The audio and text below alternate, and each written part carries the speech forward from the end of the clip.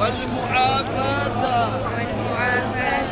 الدائمة في الدين والدنيا والآخرة والفوز بالجنة والنجاة من النار.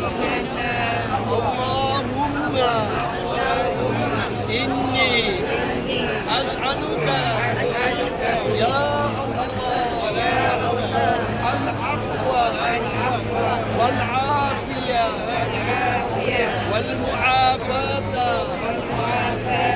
الدائمة في الدين والدنيا والآخرة.